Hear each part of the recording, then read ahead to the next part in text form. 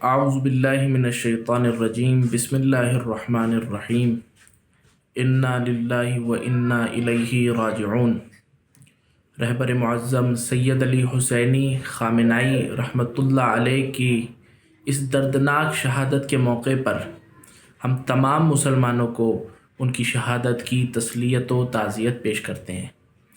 ہمیں یہ یاد رکھنا چاہیے کہ رسول خدا صلی اللہ علیہ وآلہ وسلم، ان کی بیٹی جناب فاطمہ زہرا سلام اللہ علیہا، امیر المؤمنین امام علی، امام حسن اور امام حسین علیہم السلام اور باقی تمام ائمہ کو شہید کیا گیا، لیکن کیا ان کا نام مٹا دیا گیا؟ کیا ان کا پیغام ختم ہو گیا؟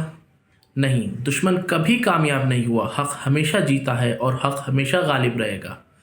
آج کچھ جگہوں پر آغا خامنہئی کی شہادت پر جشن منایا جا رہا ہے، کچھ لوگ اس سے اداس ہو گئے ہیں۔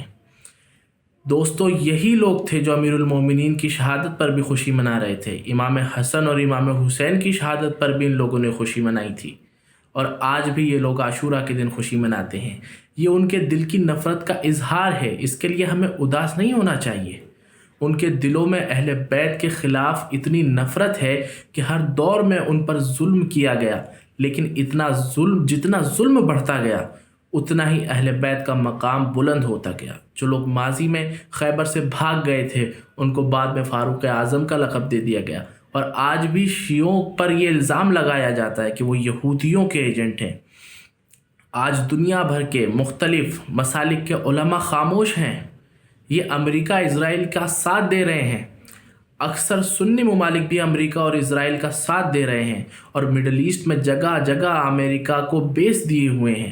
جب ان بیسز پر حملہ کیا جاتا ہے تو یہ لوگ شور مچاتے ہیں کہ اسلامک ممالک پر حملہ کیا جا رہا ہے، مملکت عربیہ کو نقصان پہنچایا جا رہا ہے۔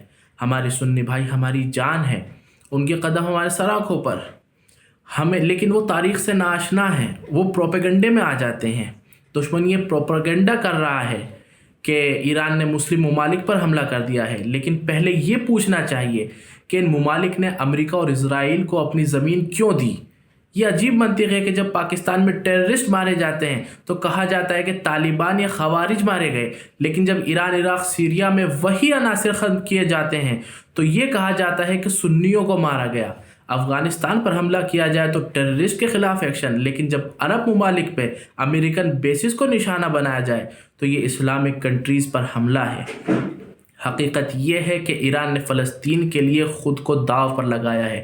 جب 70,000 فلسطینی بچے شہید ہوئے تب بھی کئی سنی ممالک خاموش رہے، اور آج بھی خاموش ہیں، کیونکہ ایران نے فلسطین کا ساتھ دیا اور ایران ایک شیعہ کنٹری ہے۔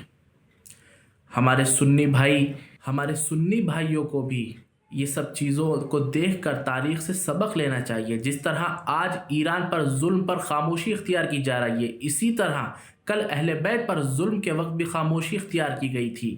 جس طرح آج امریکہ اور اسرائیل کا ساتھ دیا جا رہا ہے، اسی طرح ماضی میں اہل بیت کے دشمنوں کا ساتھ دیا گیا، چاہے کھلے طور پر یا خاموشی کے ذریعے۔